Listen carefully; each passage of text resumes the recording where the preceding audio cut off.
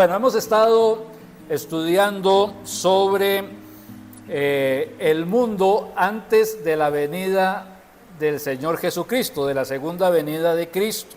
Vamos a abrir nuestras Biblias en el libro de Apocalipsis, capítulo 6. Apocalipsis, capítulo 6. Y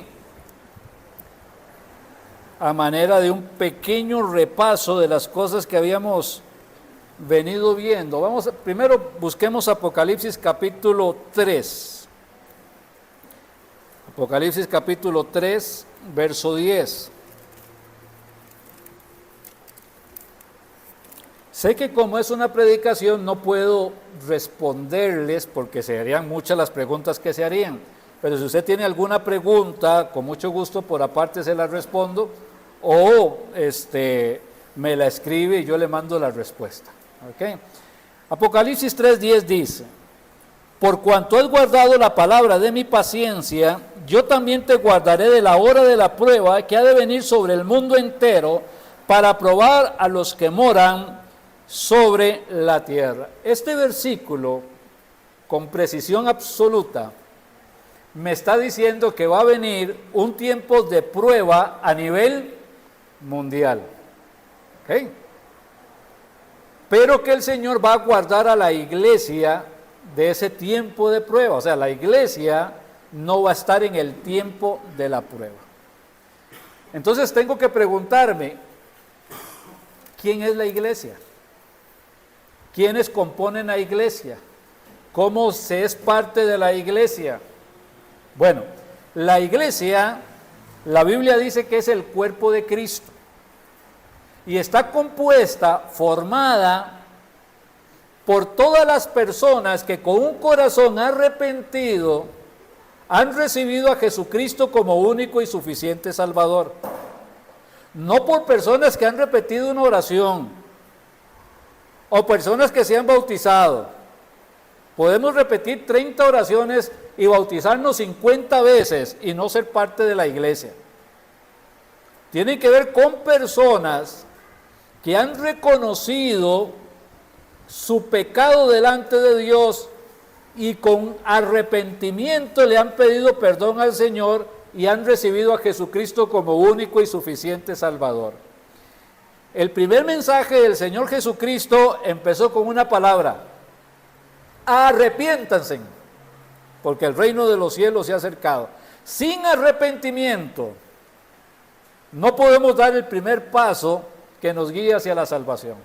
Sabemos que la salvación es por gracia, por medio de la fe, que no es por obras, pero se necesita que haya arrepentimiento.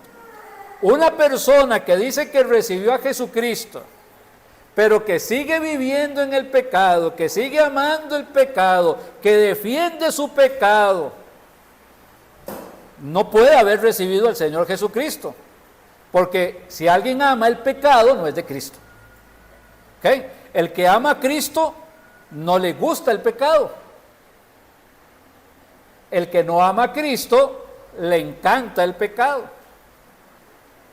Entonces, si una persona anda en sus delitos y pecados, muy posiblemente es que no sea salva. Pero yo me crié en la iglesia, eso no lo hace salvo. Ahora le decía a un par de las maestras de escuela dominical: no engañemos a los niños, no los hagamos creer que son salvos. Necesitamos que ellos no conozcan solamente a Daniel, sino al Dios de Daniel, que no conozcan solamente a Moisés, sino al Dios de Moisés, que no conozcan solamente a David, sino al Dios de David. No que crezcan, que crean que son salvos y un día venga el Señor Jesucristo y se quedaron. Porque no se les habló de arrepentimiento. Necesitamos que entendamos el principio. La iglesia está formada por gente que con arrepentimiento de corazón recibió a Jesucristo como único y suficiente Salvador. Y esos son los que forman la iglesia. Y esos son los que van a ser guardados del día de la prueba que ha de venir sobre el mundo entero. Solamente esos. ¿Ok? Dice la palabra de Dios, y cuando venga el Hijo del Hombre, ¿hallará fe en la tierra? No gente que viva una religión, no católicos o mormones o adventistas o testigos de Jehová o aún bautistas. Gente que tenga a Cristo en el corazón. ¿Ok? Número 1, esto es importante. Entonces, por cuanto has guardado la palabra de mi paciencia, yo también te guardaré de la hora de la prueba que ha de venir sobre el mundo entero para probar a los que están sobre la tierra. Por eso el Señor Jesús dice, no se turbe vuestro corazón. ¿Creéis en Dios? Bueno, amén. Dice la Biblia que hasta los demonios creen y tiemblan. Ok. Creed también en mí. ¿En quién? En Cristo, el que Dios envió para morir por nosotros.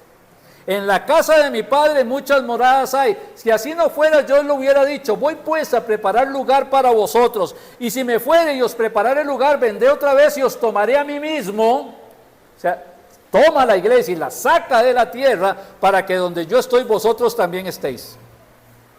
Así que Cristo toma la iglesia, se la lleva a las moradas celestiales que preparó y el mundo entra en un tiempo de prueba o como lo conocemos, de tribulación. O si le queremos poner un poquito ahí de pensamiento actual, en un tiempo apocalíptico, para que me lo entiendan. Eso lo pasa el mundo, no la iglesia. Ahora, si usted es de la iglesia, bendito sea el Señor. Y si usted no le pertenece a la iglesia, hoy es día de salvación. ¿Ok? Hoy es día de salvación. Entonces, me doy cuenta, cuando leo mi Biblia, la Biblia es la mente y el corazón de Dios y la Biblia no se contradice. Y me doy cuenta que hay un verso en Daniel capítulo 9, verso 27, que tiene que ver con la última semana. Ya lo hemos explicado de alguna manera, y ese versículo de Daniel, vamos a buscarlo, Daniel 9:27. Hoy me voy a ir en una pura introducción. Daniel 9:27 dice la palabra del Señor: y por otra semana confirmará el pacto con muchos, a la mitad de la semana hará cesar el sacrificio y la ofrenda. Ese versículo, así de sencillo como lo acabo de leer, el Señor lo explica prácticamente a lo largo de 20 capítulos del Apocalipsis. Desde el capítulo 4 hasta el capítulo 20, tal vez antes, tal vez después, depende de quién lo esté estudiando, pero todo esto del Apocalipsis está explicando este versículo de Daniel 9:27. Lo que Daniel 9:27 me está diciendo aquí, el Señor Jesús lo relata en Mateo capítulo 24 y capítulo 25. Y todo lo que hay en Mateo 24 y todo lo que hay en Mateo 25 pertenece al tiempo de la tribulación, cuando la iglesia ya no está. ¿Sí? No los veo, pero ni haciéndome así o así. Me preocupa. Bueno, continuemos. Recordemos, hay gente que ha tratado de adivinar cuándo va a ser la venida de Cristo. Y han puesto fechas. El problema es que las fechas que han puesto, todas fallan. Y sin embargo, sigue habiendo gente que quiere ponerle fecha a la segunda venida de Cristo. Y se nos olvida, o no lo tenemos bien, o no lo tenemos presente, que el Señor Jesucristo dijo que del día y de la hora no lo sabe nadie, ni el Hijo del Hombre en su humanidad lo sabe. Y si no lo sabe nadie, ni el Hijo del Hombre en su humanidad lo sabe, ¿por qué usted pretende saberlo? El Señor no nos mandó como iglesia a buscar señales, las señales del fin de los siglos. No, el Señor no nos manda a buscar señales. Eso tiene que ver con Israel. El Señor nos manda a esperar a Cristo. ¿Ah? El Espíritu y la iglesia dicen, ven, Señor Jesús. Así que no tengo que ocuparme tanto en estar buscando señales, en estar viendo todo lo que se dice en el Facebook y todo lo que pasa en las redes sociales, y ahora sí es cierto, y sonó el trueno, y se vio algo extraño en el cielo, y pasó aquí, y pasó allá. En lugar de estar haciendo eso, estudie la Biblia. Estudie la Biblia. Porque normalmente todos los que tratan de vaticinar estas señales, fallan. ¿Ok? Voy a hacerle caso a lo que la palabra de Dios me dice. Ahora, me voy otra vez a capítulo 6 de Apocalipsis para repasar lo que habíamos visto de los sellos. Estuvimos dándole un poco de atención al capítulo 5, que no había nadie de abrir el libro y desatar sus sellos, pero sí hay uno que es solo digno, el creador de las cosas.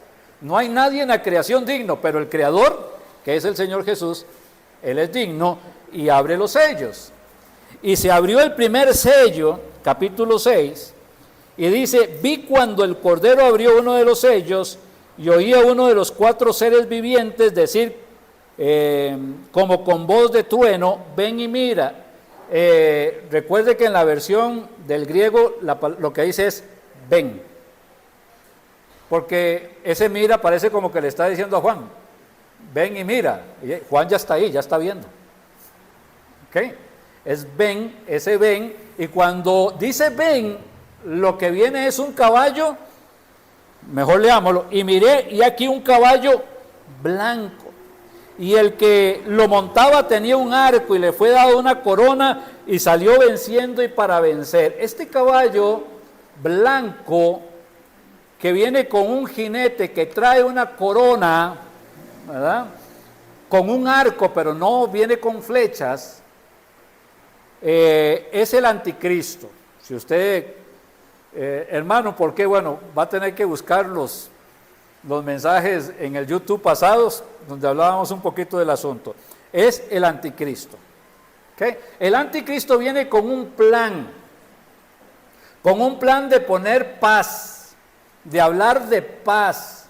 Ahora que usted escucha todo esto que está pasando en Israel contra los que están en la franja de Gaza, Israel ahora contra Irán, Israel con el Líbano, Israel, bueno, todo lo que usted ha escuchado ahí. El anticristo va a venir para poner paz. ¿Ok? Y Israel, no el remanente de Israel, sino el Israel incrédulo, el Israel que no ha querido recibir a Jesucristo, el Israel que le ha dado la espalda a Dios, el Israel que ellos quieren hacer las cosas por sí mismos. Ese Israel, no el remanente de Israel, no los salvos de Israel, sino este Israel va a recibir al anticristo como si fuera Cristo. En lugar de recibir a Cristo como el Mesías, al que recibe es al anticristo, porque el anticristo viene proponiéndole ¿qué? Paz, para no haya pleitos que les quiten terrenos, paz para poder vivir tranquilos dentro de ese terreno, y paz para poder hacer los sacrificios que antes se hacían, paz. Pero el anticristo no puede dar paz por una razón. Porque el anticristo no tiene paz. Nadie puede dar lo que no tiene. El único que tiene paz, ¿quién es? El Señor Jesucristo. Si usted no tiene a Cristo, usted no tiene paz. Por eso el Señor Jesucristo dice, mi paz os dejo, mi paz os doy. No la doy como el mundo la da. Y el fruto del Espíritu es amor, gozo, paz. El fruto del Espíritu, o sea, para tener el Espíritu Santo hay que haber recibido a Cristo. Y la paz de Dios que sobrepasa todo entendimiento guardará vuestro corazón y pensamiento en Cristo Jesús. El anticristo no puede ofrecer eso porque él no lo tiene. El único que lo tiene es el Señor Jesús. Entonces, como el anticristo no lo tiene, la palabra de Dios dice en 1 de Tesalonicenses 5:3 que cuando digan paz y seguridad, entonces vendrá sobre ellos destrucción repentina, como los dolores de la mujer encinta, y no escaparán. ¿Okay? Y ahí tenemos entonces lo que viene hablando el primer sello, que aparece el primer caballo, con este jinete que es el anticristo, y el verso 3 dice, cuando abrió el segundo sello, Apocalipsis 6:3, cuando abrió el segundo sello, oí el segundo ser viviente que decía, ven y mira, dice ven, les decía en el original, y salió otro caballo, pero este no era un caballo blanco, es un caballo bermejo. ¿Qué color es el bermejo? Es color sangre, un caballo color sangre. ¿Ok? Y el que le montaba le fue dado el poder de quitar de la tierra la paz, y que se matasen unos a otros, y se les dio una gran espada. Entonces, cuando el anticristo habló de paz, ¿qué fue lo que vino? Guerra. Y los hombres empezaron a atacarse unos a otros, a matarse unos a otros, a destruirse unos con otros. Más adelante vamos a ver algo más de esto, porque cada sello va en aumento, en proporción, en fuerza a lo que el sello anterior decía. Y entonces empiezan a matar unos a otros. ¿Okay? Sigo adelante, hasta ahí el repaso. Continuemos con lo que toca hoy. Verso 5, es el tercer sello. Cuando abrió el tercer sello, oí el tercer ser viviente que decía, ven.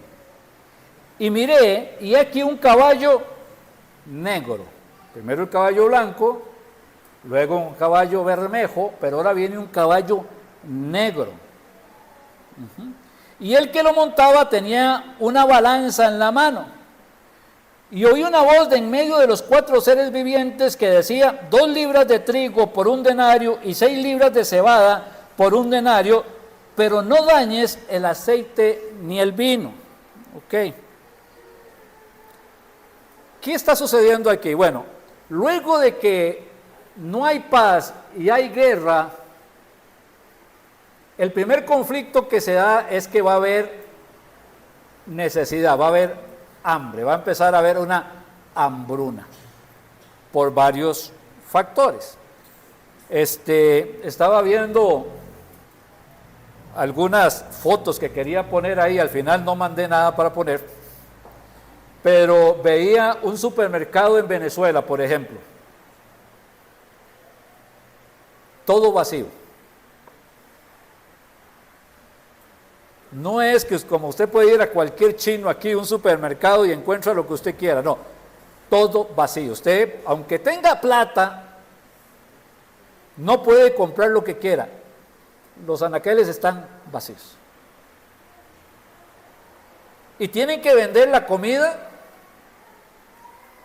de manera seccionada, porque no puede usted, Juan Carlos, comprar 100 quintales de arroz de una vez, ¿verdad? Para que, no, tiene que dejarle para que todos compren. Entonces usted va a poder comprar tanto y usted tanto.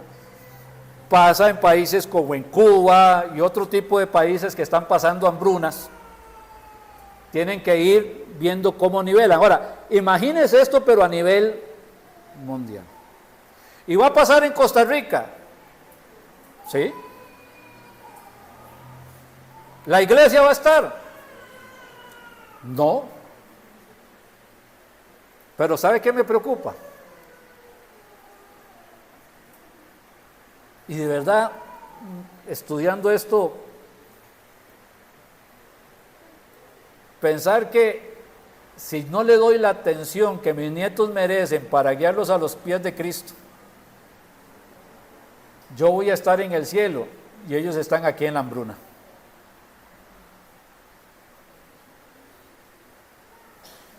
porque a veces nos dedicamos tanto a otras cosas que lo que teníamos que hacer, lo que era importante hacer, lo que teníamos que estar dedicados para hacer, no lo hicimos. Y si Cristo viene hoy, si Cristo viene ahora a la 1 de la tarde, ya no hay oportunidad para irle a hablar al nieto, ni al hijo, ni al tío, ni al sobrino, ni al amigo. Ya se nos acabó el tiempo de poder predicarles el evangelio. Y gastamos nuestro tiempo en las cosas que no tenían que ver.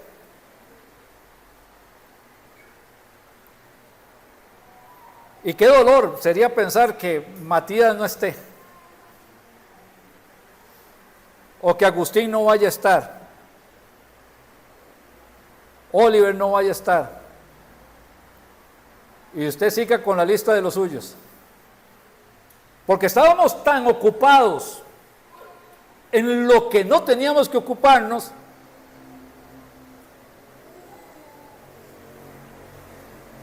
que vino Cristo por la iglesia y ellos se quedaron. ¿Entienden el concepto? Hoy que usted dice, bueno, es que voy a ir a hacer esto, voy a ir a hacer aquello, ya cumplí con ir a la iglesia. A la iglesia no se viene por cumplir, hermanos. Y nunca se deja de servir, aunque no sea día de iglesia.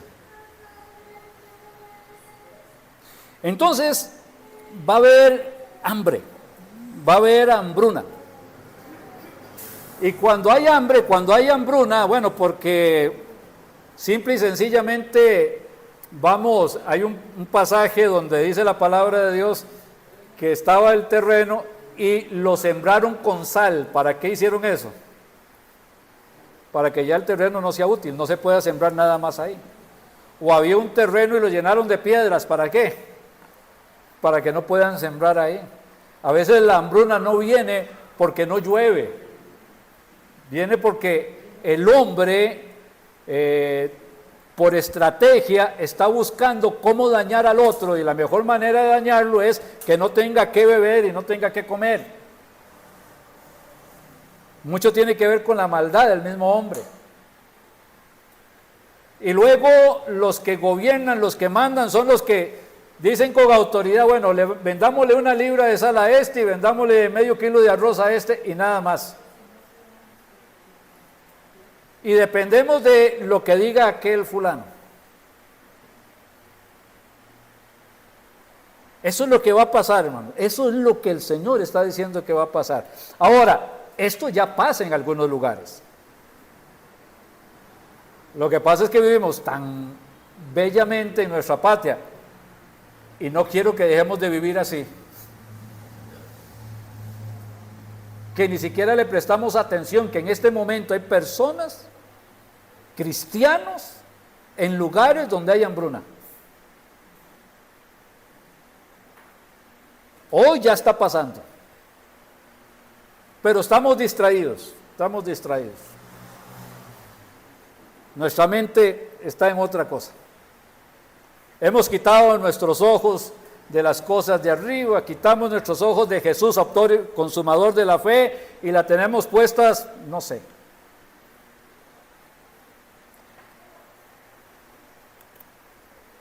Entonces dice, para explicar un poquito más el texto, miré y hay un caballo negro, y el que lo montaba tenía una balanza en la mano y una voz de en medio de los 4 seres vivientes que decía 2 libras de trigo por 1 denario. 2 libras de trigo es lo que necesita una persona para tener una alimentación diaria. ¿Okay? ¿Qué necesito yo? Bueno, yo como arroz y frijoles. Entonces, ¿cuánto necesito? Necesito carne. Bueno, ¿cuánta es la porción de carne diaria que necesitaría para poder estar bien alimentado? Bueno, llegando a lo mínimo, a lo que ya la canasta básica me tiene que dar, porque si no me muero, necesitaría 2 libras de trigo por persona. ¿Cuántos son en su casa? Okay. Pero resulta que para poder comprar las 2 libras de trigo, eso costaría 1 denario. Un denario es lo que ganaba un obrero, un sembrador, un herrero, en aquellos tiempos bíblicos por el trabajo de un día. O sea, trabajar un día entero para poder comprar las 2 libras de trigo, para poder alimentar a una persona. ¿Y si tiene hijos?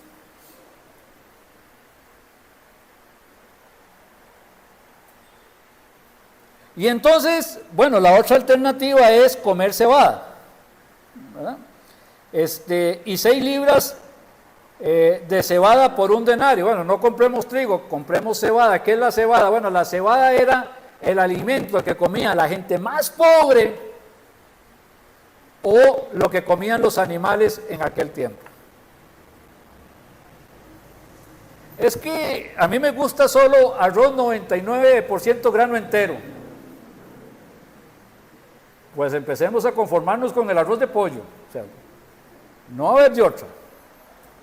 Y ahí cada vez la situación va a ser más difícil, repito, para los que estén viviendo en ese momento. La iglesia ya está con Cristo. La iglesia ya está con el Señor. ¿Ok? Dice, pero no dañes el aceite ni el vino. Alguien dijo, es que los productos de, no sé, más caros, los de importancia, no. Hay varios versículos donde me dice que la dieta normal de una persona del Mediterráneo tenía que ver con trigo, tenía que ver con aceite y tenía que ver con vino. Y uno dice, ¿cómo que tomaban vino? Sí, tomaban vino. Sí, mi hermano, no me vea extraño, sí tomaban vino. No se embriagaban, eso es otra cosa.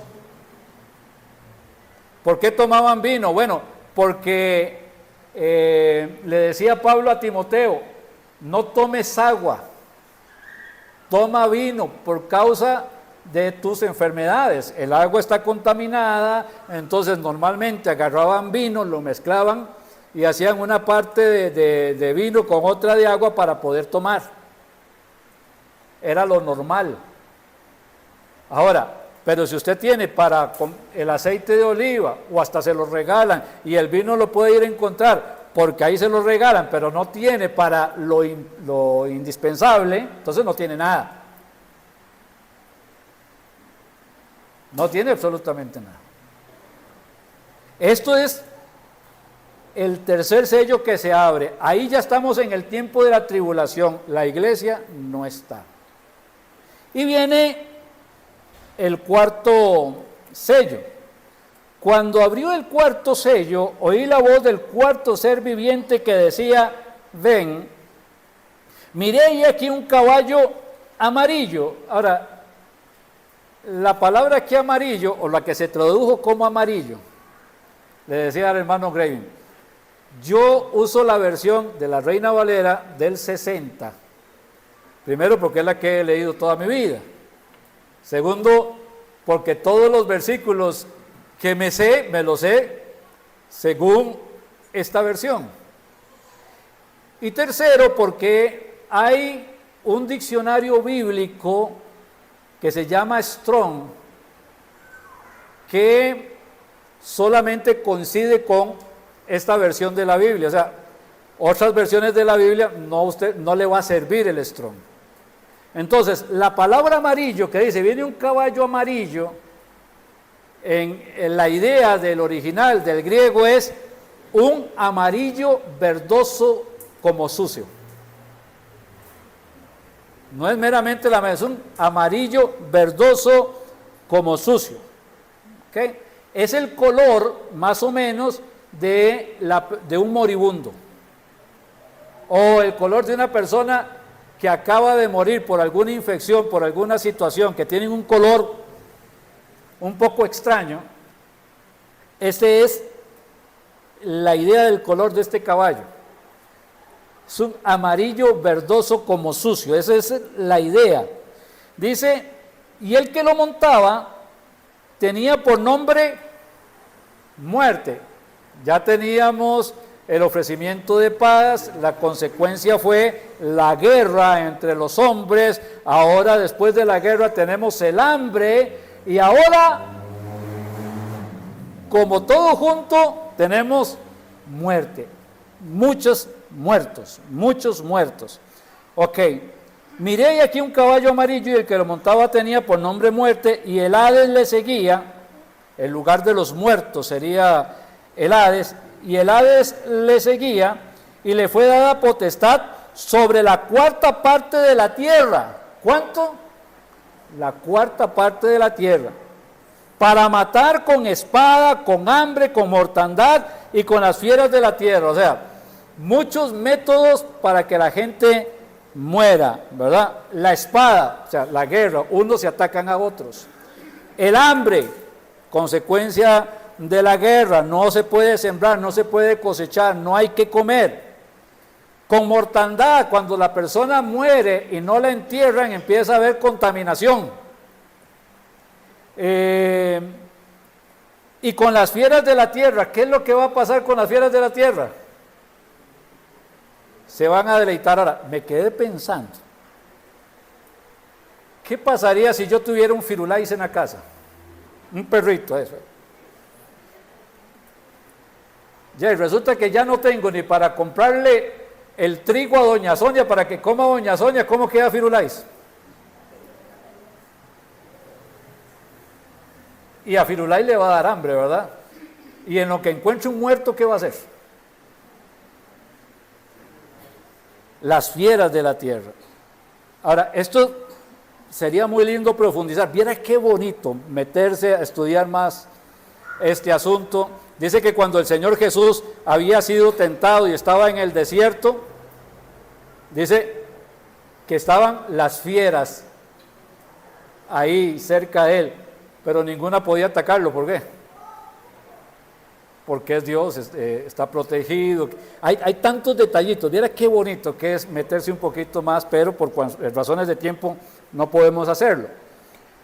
Y pues otro tipo, qué sé yo, por ejemplo, cuando el Señor dio las plagas en Egipto, estaban las langostas, las moscas tan terribles. Hay un tipo de mosca que son los tábanos, dice la Biblia, son moscas que son más grandes de lo común, que tienen una picadura que duele mucho y que causa profundos problemas al cuerpo. Un ataque de langostas o de grillos, ¿verdad? Esos arrasan por millones, caen en un bosque o en un sembradío y no dejan absolutamente nada verde. Y si usted mata a 100, no importa. Son tantos que no hay manera de cómo quitarlos. Bueno, todo eso va a pasar en ese momento. La gente decidió darle la espalda a Dios. Y cuando le dieron la espalda a Dios, ¿qué es lo que tienen? Guerras, hambres, pestes, muerte. El que sostiene el equilibrio de la vida es Dios. Si usted le da la espalda a Dios, está perdiendo el equilibrio de su vida. Ok.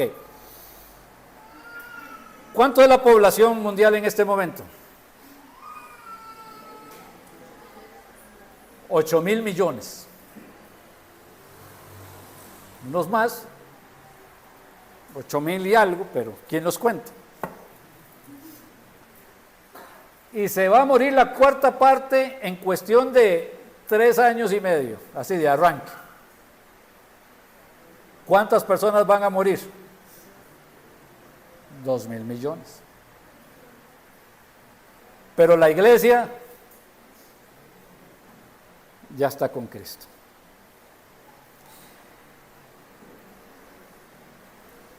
Espero haber explicado el concepto general y volver a hacer hincapié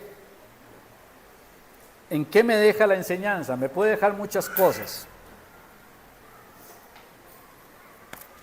pero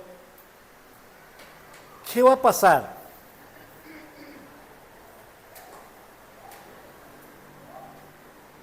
¿Qué va a pasar con sus hijos?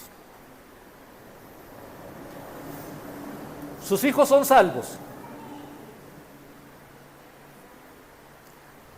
Bueno, yo creo que sí. ¿Y si no lo son?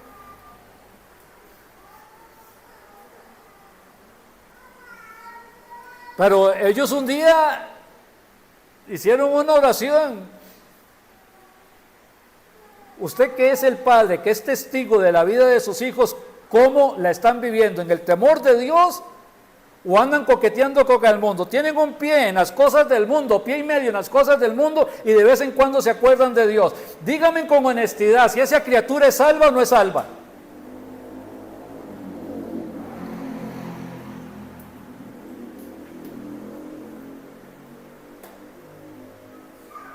Pero ahí de vez en cuando se acuerda de Dios.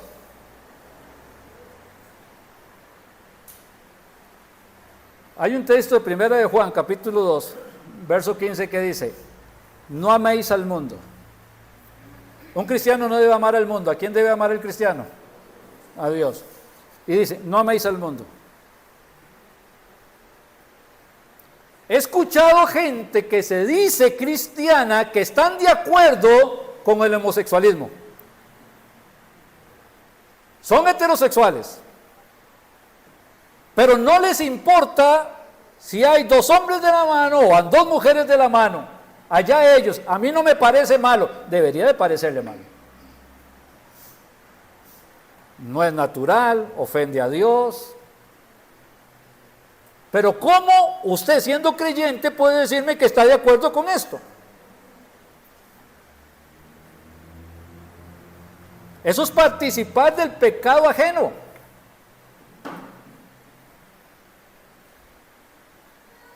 Pero bueno, es que hay que decir eso porque si no, el mundo se enoja y si no, todo el mundo me critica. Bueno, como no soy de este mundo y de la opinión del mundo, la verdad es que debería de importarme menos e importarme más la opinión de Dios. No me hice el mundo. Pero mi hijo es cristiano y se sabe 3 versículos. Pero mire, no hay nadie más enamorado de las cosas del mundo que mi hijo. No hay nadie más enamorado de las cosas del mundo que mi nieto. ¿Cómo habla? ¿Cómo camina? ¿Cuáles son sus metas? ¿Qué música escucha? ¿Qué es lo que viene? ¿Qué es lo que va? No tiene nada que ver con Cristo, no tiene que ver nada con salvación, no tiene nada que ver con la cruz de Cristo. Cristo perdonó todos nuestros pecados y no valoran el sacrificio de Cristo en la cruz del Calvario porque se siguen revolcando en el pecado aunque dicen que son cristianos.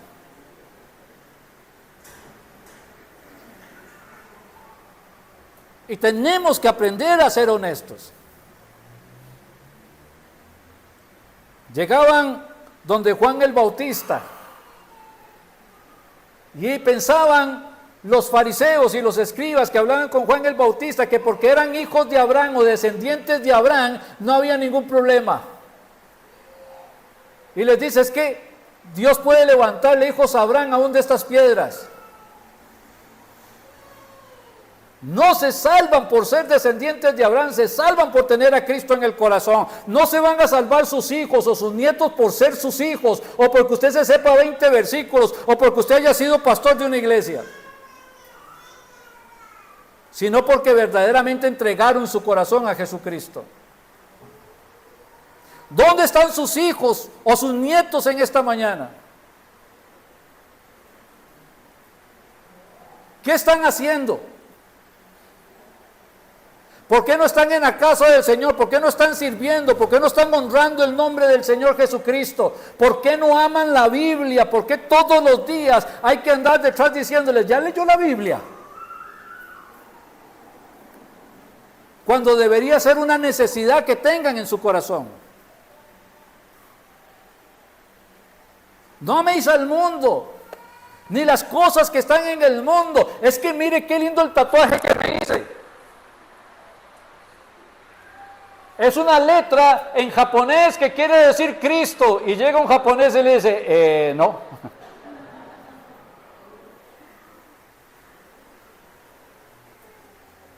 No améis al mundo ni las cosas que están en el mundo. Es que yo voy al baile pero no bailo. Hasta que baila.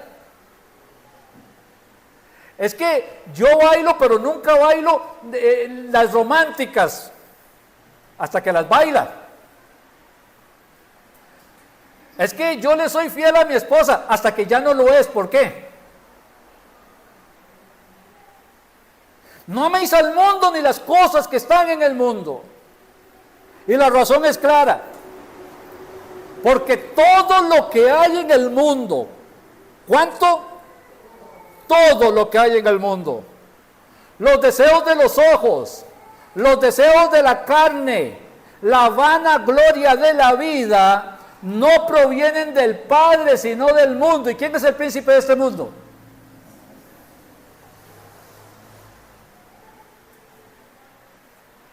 No provienen del Padre, sino del mundo.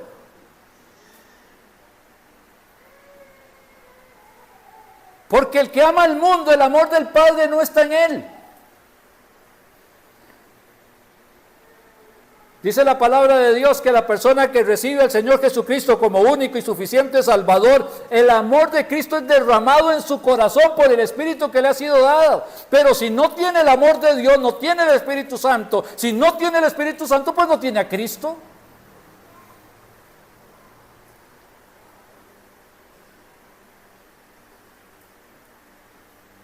Y el mundo pasa y sus deseos. Pero el que hace la voluntad de Dios permanece para siempre. Y no es una crítica, es un llamado vehemente, si se quiere, rogando. Preocúpese por sus hijos, preocúpese por sus nietos, preocúpese por su familia. Porque si Cristo viene hoy, si Cristo viene ahora a la 1 de la tarde y se lleva a la iglesia, y la iglesia va a estar con Cristo en la gloria, y sus hijos o sus nietos no eran salvos, se quedan en la tribulación y pueden tener oportunidad de salvación, sí. Pero todo lo que hemos visto en los 4 sellos que ya hemos ido estudiando, lo van a tener que pasar, lo van a tener que vivir. Dice un texto con este: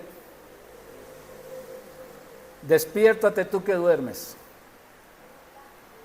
levántate de los muertos y te alumbrará Cristo. Alguien que está dormido no está muerto, pero parece muerto. Y muchos cristianos están dormidos y no se despiertan. Satanás nos arrulla y nos dejamos arrullar. Despiértate,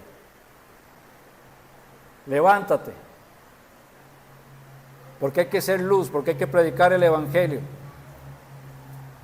Porque si Cristo viene hoy, usted ya es salvo, amén. Pero su nieto, su hijo, hay que abrir, hermanos, nuestro corazón y entendimiento. Amado Padre, gracias por darnos este tiempo de reflexión. Pedimos, Señor, en el nombre de tu Hijo Jesús, por nuestra familia, por la salvación, Señor, de nuestros familiares. Tal vez usted está acá, no conoce a Cristo, hoy es día de salvación. Si tiene un corazón arrepentido, haga de su corazón un altar y dígale: Señor, he pecado contra ti, te he ofendido, te pido perdón. Entiendo que Cristo murió por mí en la cruz del Calvario. Lávame con la sangre de tu Hijo Jesucristo. Y en este momento invito a Cristo que entre en mi corazón y sea el Salvador y el Señor de mi vida. Amén. Y amén. Bueno, vamos al tiempo de la cena. Porque cuando celebramos la cena anunciamos la muerte de Cristo hasta que Él venga. ¿Cuál propósito? Para que la gente sea salva. Amén. Vamos a ponernos de pie para cantar una alabanza, cambiemos la posición. Mientras que cantamos la alabanza, si usted necesita ponerse en paz con Dios, hablar con Él, pedir perdón por algo, tómese su tiempo para esto y luego proseguimos con lo de la cena.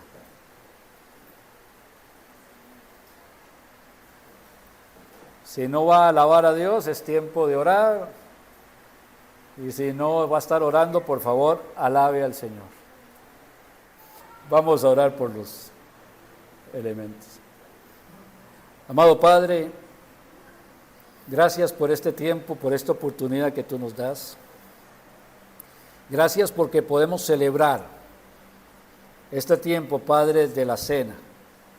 Un memorial, Padre, de aquel día, la noche más oscura, más difícil, Padre, que haya existido. Cuando nuestro Señor Jesús se sentó ahí, Padre, con los apóstoles. Y les dijo, este es mi cuerpo que por vosotros es partido. Esta sangre, este vino la sangre del nuevo pacto que por ustedes es derramada. Y hoy, Padre, por eso, ya por los hechos, Padre, nosotros somos salvos. Y recordamos, Señor, en la cena, esta obra maravillosa de salvación. Ayúdanos, Dios, a entenderlo, a comprenderlo, a celebrarlo. Y que podamos, Señor, luego enseñarle a otros, Señor, este principio de salvación. Porque tomamos la cena del Señor anunciando la venida hasta el día, Señor, que vengas por tu iglesia. En Cristo Jesús. Te damos gracias. Amén. Pueden pasarnos. En la Biblia tenemos dos ordenanzas para la iglesia. Una es el bautismo. La segunda es la celebración de la cena. Hay personas que han recibido a Jesucristo como único y suficiente Salvador, pero no han tenido la oportunidad de bautizarse. No porque no quieran, sino porque no han tenido la oportunidad y quieren celebrar la cena. Y yo los invito a que lo hagan. Pero que tengan presente que el bautismo es una ordenanza que debe cumplirse a la brevedad posible para estar haciendo las cosas en el orden que el Señor quiere que se lleven a cabo. Dice la palabra de Dios, le leo de 1 Corintios capítulo 11, verso 24. Y habiendo dado gracias, lo partió. El Señor tomó un pan grande y lo parte. Y ese pan empieza a distribuirse entre todos. Tiene un símbolo importante. No es que el pan que usted va a comer ahorita es el cuerpo literal de Cristo, es un símbolo del cuerpo de Cristo. ¿Ok? Y nos dice la razón. Dice, tomad, comed. Este es mi cuerpo que por vosotros es partido. Es partido no solamente por los látigos, los golpes, la corona de espinas, sino también es partido porque siempre es suficiente para poder compartir con el que no tiene, para poder seguir llevando a Cristo a los otros que no han escuchado el Evangelio. Que por vosotros es partido. Haced esto en memoria de mí. Comamos.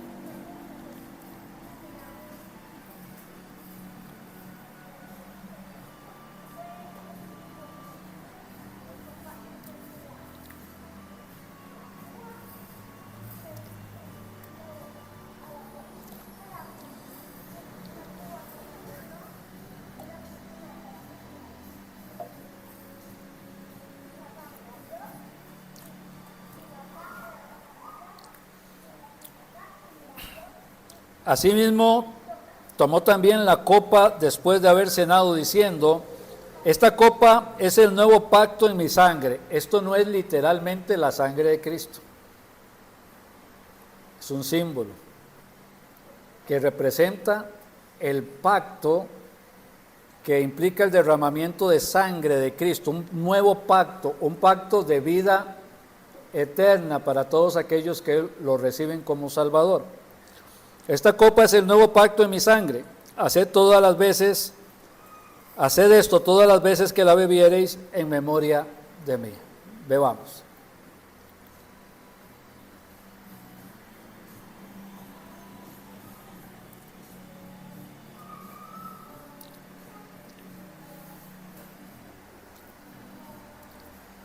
Así pues, todas las veces que comiereis este pan y bebiereis esta copa, la muerte del Señor anunciáis hasta que Él venga. Gracias, buen Padre, por darnos la bendición de ser tus hijos, de ser miembros del cuerpo de Cristo, de la iglesia, de poder participar de este memorial. Ayúdanos a entenderlo, Señor, no a practicarlo, Señor, porque simplemente hay que hacerlo, sino a valorar la muerte de nuestro Señor Jesús en la cruz del Calvario y esa sangre derramada, sangre del nuevo pacto, la sangre que nos limpia de todo pecado. Gracias, buen Padre, por los que estamos hoy, por los que hemos participado en Cristo Jesús. Amén y amén.